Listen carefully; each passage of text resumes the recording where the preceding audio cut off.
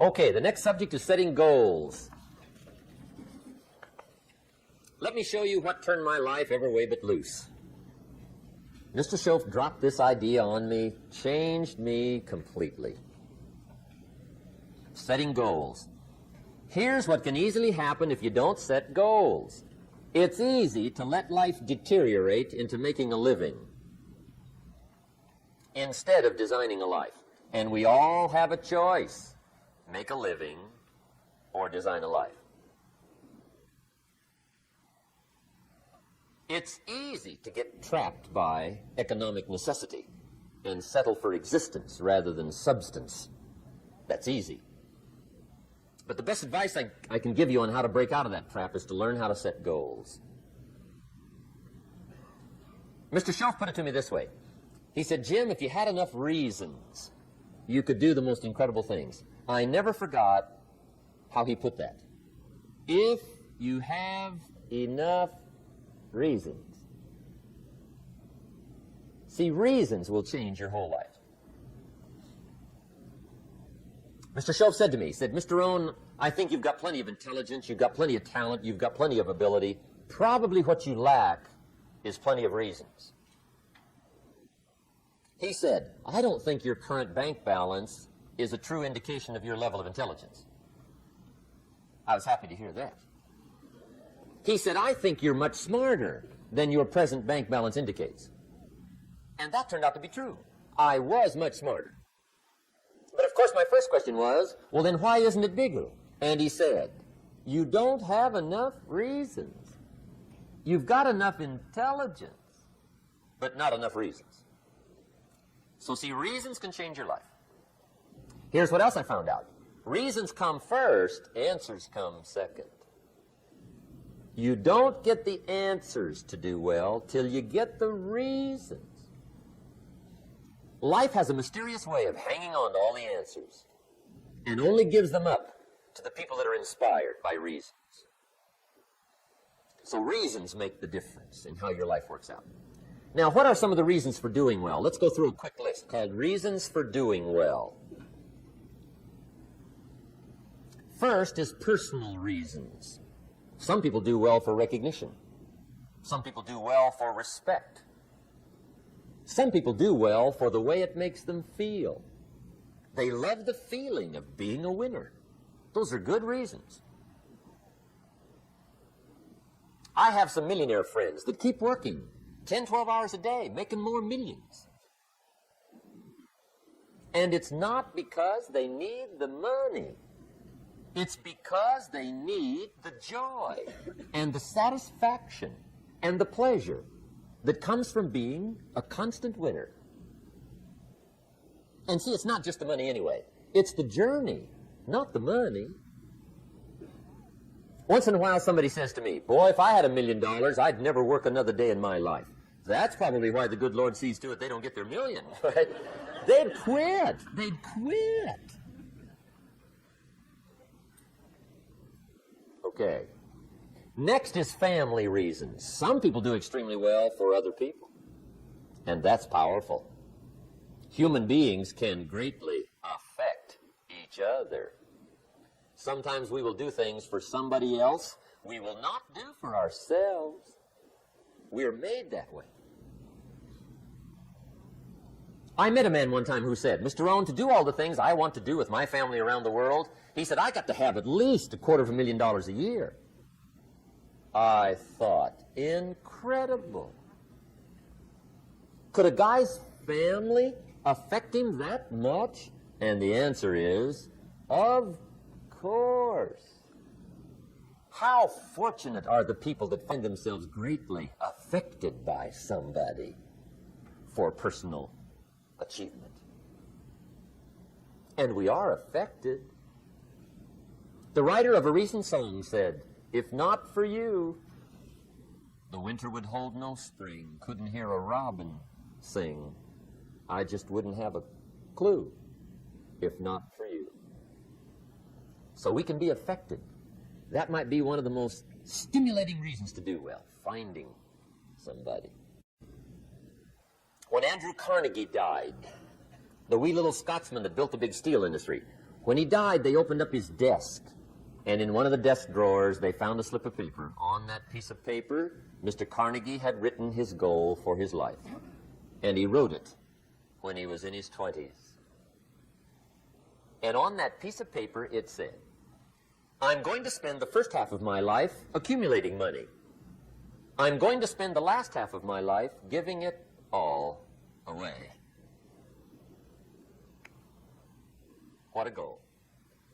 He got so inspired by that goal that the first half of his life, he accumulated $450 million.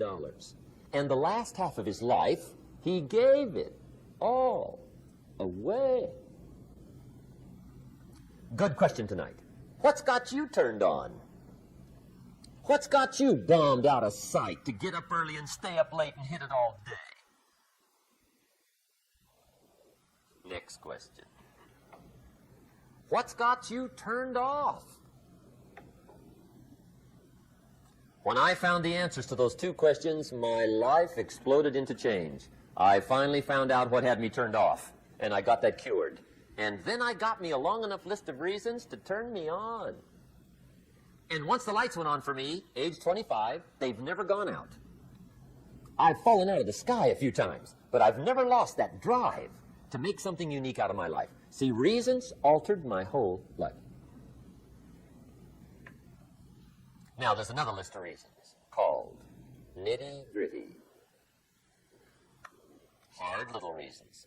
Sometimes those little reasons are the most powerful reasons that can change your life. Sometimes it doesn't take much.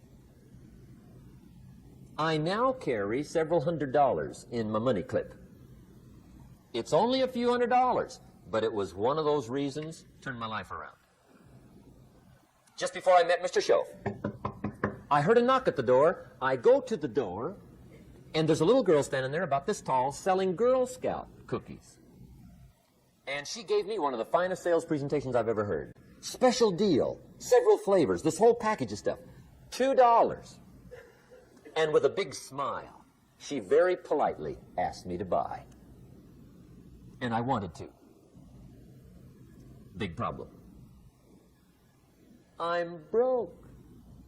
I don't have $2. And to this day, I can remember the pain and the embarrassment. I'm a father. I'm a husband. I've been to college. I'm working. I'm 25. I don't have $2. And I didn't want to tell her that for some reason. So I did what I thought was next best. I lied to her.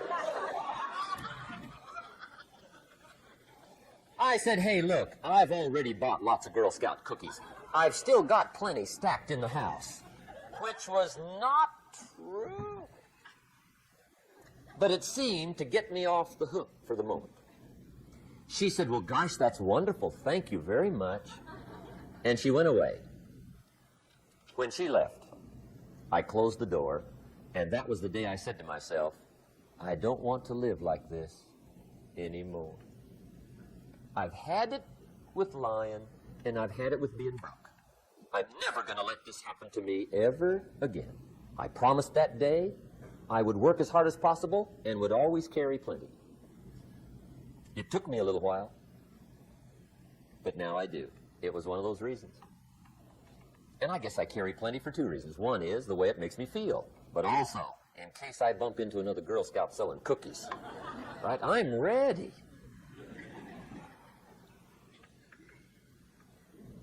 I walked out of the Bank of America one time up in Saratoga, California, where I used to live. Two little girls selling candy right outside the bank.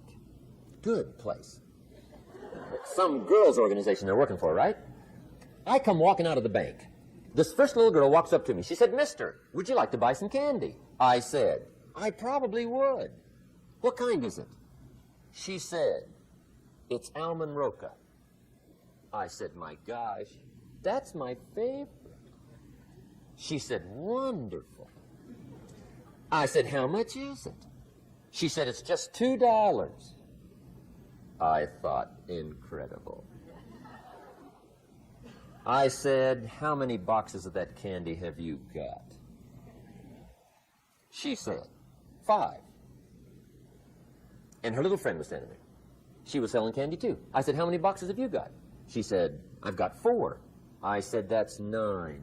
I'll take them all. They said, really? I said, yeah, it's my favorite. I've got some friends. I'll pass them around. They got so excited, put all this candy together. I reached in my pocket, gave them the $18.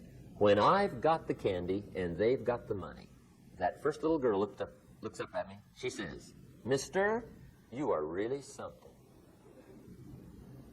How about that? Can you imagine only spending $18 and have somebody look at you in the face and say, you are really something? Now you know why I carry heavy, right? I'm not going to miss anymore. It was just one of those reasons. Helped to change my life.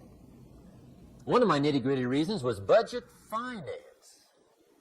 Budget finance used to grind my soul. Way back in those early days, I had fallen for one of those consolidation loans, where you take all your little hard-to-pay bills, put them into one big impossible-to-pay bill, right?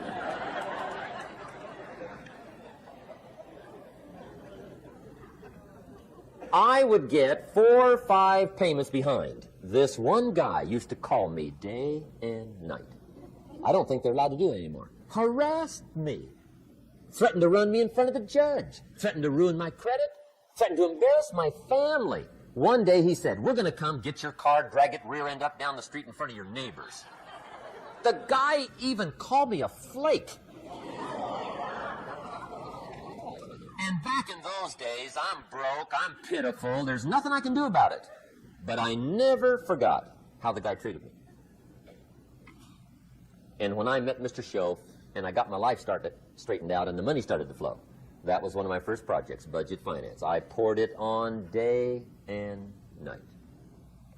I finally put all the money together I owed him, which was considerable. I picked a day for the payoff. And when the payoff day came, I put the money in small bills in a big briefcase. And I walked into the budget finance office on Wilshire Boulevard in Los Angeles. The guy who harassed me so often, his desk was about 3 back. I walked right up to his desk, startled him. He wondered what I was doing there. It was the first time I'd been there since I borrowed the money, right? Without saying a word, I opened up this briefcase, dumped this pile of money all over his desk.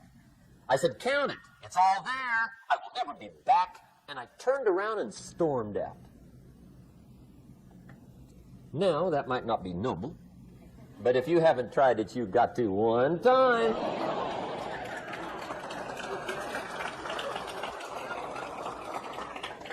It can be the day that turns your life around. All you need is a reason that turns you on. One of my dear friends, Robert Depew, Bobby used to be a school teacher in Lindsay, olive capital of the world. Bobby taught school several years, got a little weary teaching school. One day decided he wanted to get into sales. So without telling anybody, he just up and quit his job teaching school and jumped into sales. When he did, his brother made fun of him, laughed at him, put him down, said Robert's lost his mind. Had a good job teaching school, now he thinks he's a salesman. He's going to go down the drain, lose everything. Just put him down something fierce. Bobby said, the way my brother acted when I got into sales, he said that made me so mad, I decided to get rich. And my question for you tonight is it possible to get that mad? Of course. Wealth is not a matter of intelligence. It's a matter of inspiration. Today, Robert happens to be one of my millionaire friends. Bobby's rich.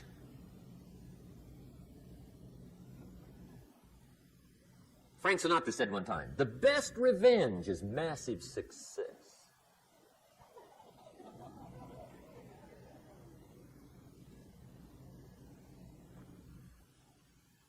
Hey, get you a long enough list of reasons so that after tonight you never lack for inspiration. You might not have all the answers right away, but you can get the answers if you can get the reasons. Now, let me give you a little simple formula for goal setting. Okay? We take 2.5 hours on the weekend for the whole 10-year plan. We don't have time for that tonight. But let me get you started with a little simple formula Mr. Schoaf gave me. And maybe this will be helpful. First of all, I've divided goals into two parts. First is long range. Long range goals. That's your dreams. Your dreams for the next 3, 5, 10, 20, 30, 40 years. Actually, the rest of your life. Your dreams. You've got to keep dreaming. Ronald Reagan, president, said to the joint session of Congress a few weeks ago, "The Republic is a dream. And if we don't keep dreaming, we will lose the Republic." Your better future is a dream for yourself and for your family. Where do you want to go? What do you want to do? What do you want to be? What do you want to see? You've got to dream dreams. There's a Bible phrase that says, without dreams and visions, people perish. You've got to have something to go for that inspires the heart and the soul. Dreams. From the children of Sanchez, it says, take the crumbs from starving soldiers, they won't die. Take the bread from hungry children, they won't cry. But without dreams, we all will die. You've got to dream. Don't lose your dreams. For yourself, for your future, for your family. The dreams of love and enterprise and travel and doing things. Becoming something unique on your journey here. Don't lose your dreams. Do some dreaming. That's long-range goals. You've got to have those. So that's number one. Here's the second part of goals, short range. Short-range goals. That's your goals for tomorrow, this week, this month, this year, the immediate future. We call these confidence builders. Because if you set up something short-range, go for it, get it, latch onto it, work hard, accomplish it. That starts building your strong feelings to go for your dreams. Now, I've divided goals into 3 categories. Here they are. Number 1 is economic. That's your goals for money, income, business, profits, production. Economics. Make sure you've got your economics well planned. Economics plays a major role in everybody's life. Economics is major, which means it ought to be meticulously well planned for tomorrow, this week, this month, this year, long range. What if you asked somebody tomorrow if you could see their meticulously well planned list of economic goals? What would they probably say? They say, you some kind of a nut?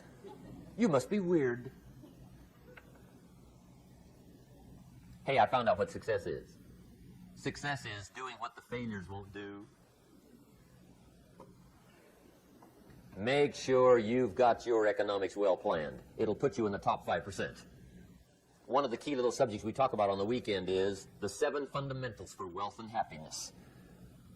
And that's one of them, well-planned economics. It's a fundamental if you want to do well. Join the top 5%. Anybody in this room can join the top 5%, if you will. Okay. Now here's the second category of goals, things. Make a list of the things you want. And on my list of things, now I put everything. Little things as well as major things. Doesn't matter how small it is, it goes on my list. I used to just put major things, cars, homes. I don't do that anymore. I now load my list with everything. Everything. And the reason is, part of the fun of having a list is checking it off. That's it. Boy, at the end of the day, if you can go, got it, got it, got it, got it, got it, got it, whatever it is, right? You get into the habit. So load up your list, the things you want. Now, when you check off something major, celebrate. That's an important point to make. Celebrate your achievements. Live it up. Have a party when you reach something you've worked for a while. See, we all grow from 2 experiences. One is called the pain of losing. The other one is called the joy of winning. We need both of them. Amplify them as much as you can, which also means make losing painful. If you set up something, fooled around, didn't get it, put it on yourself. On the other side, if you did get it, congratulate yourself. Self-congratulations is a sign of maturity. Seeking congratulations is a sign of immaturity.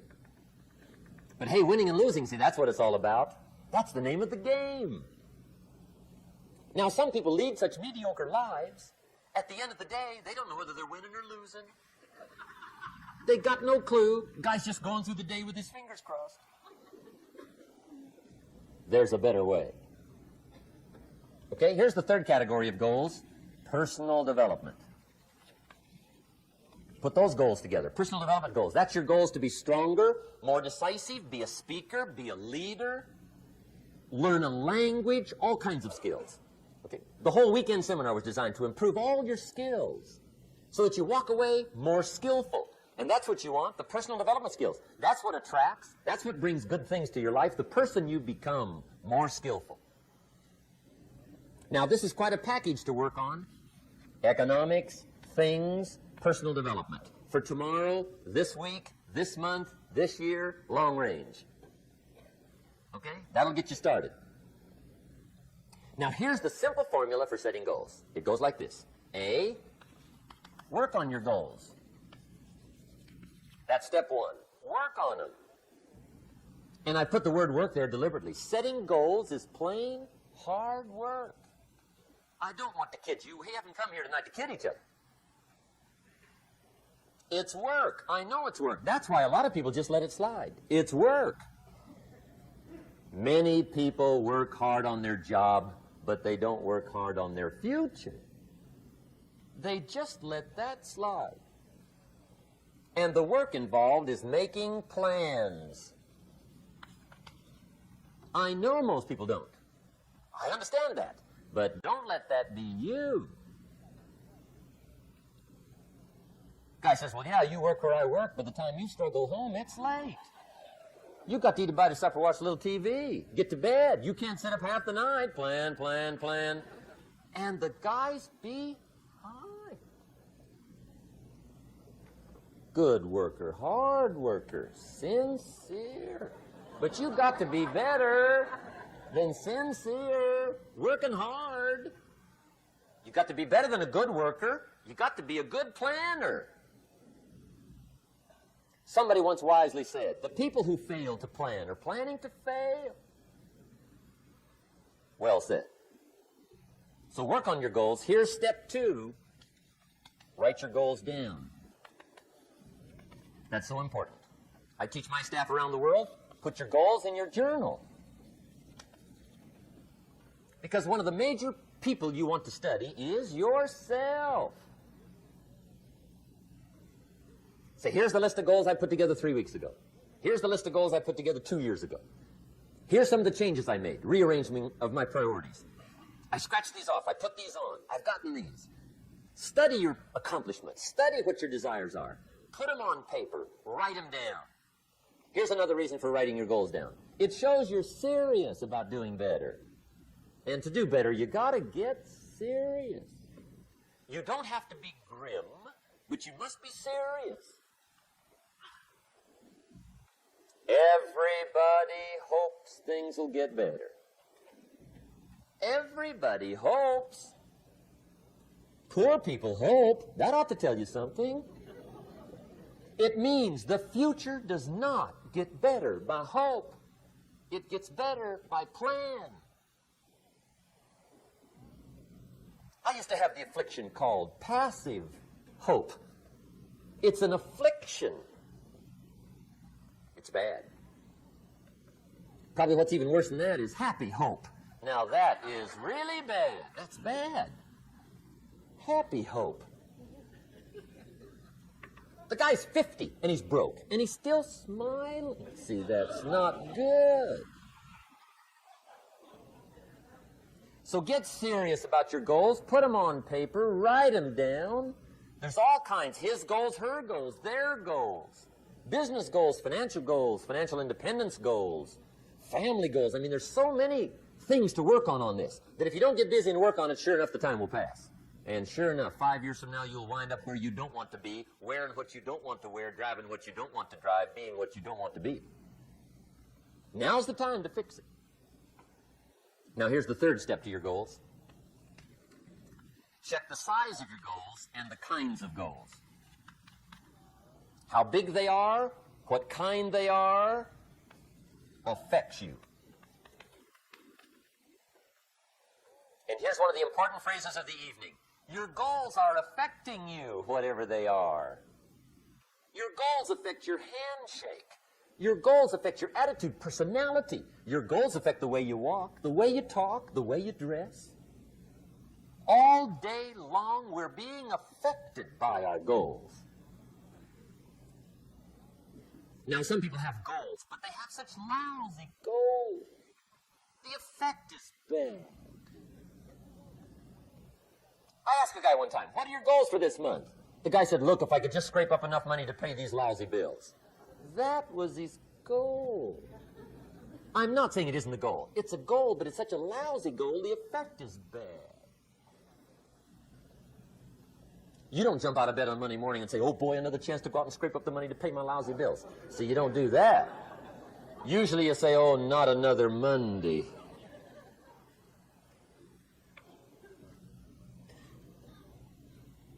And some people have so given up on life, they have joined the thank God it's Friday club. How sad. Surely those are the same people, when life is over for them, will say, thank God it's over. Let me give you a Bible philosophy that teaches how to get whatever you want. That's the title of the next set of notes. How to get whatever you want. From the Bible. Now again, I'm an amateur when it comes to the Bible. I'm not a pro. But this I can quote, and I think that'll be sufficient. How to get whatever you want. Here's what it says if you're ready. It says, ask,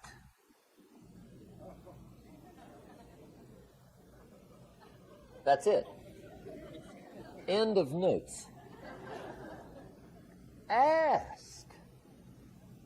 If there's one art in life to learn extremely well, that's got to be one of them. The art of asking. What does ask mean? Ask means, what do you want? And the formula is staggering. It says ask and what? A guy ought to look into that.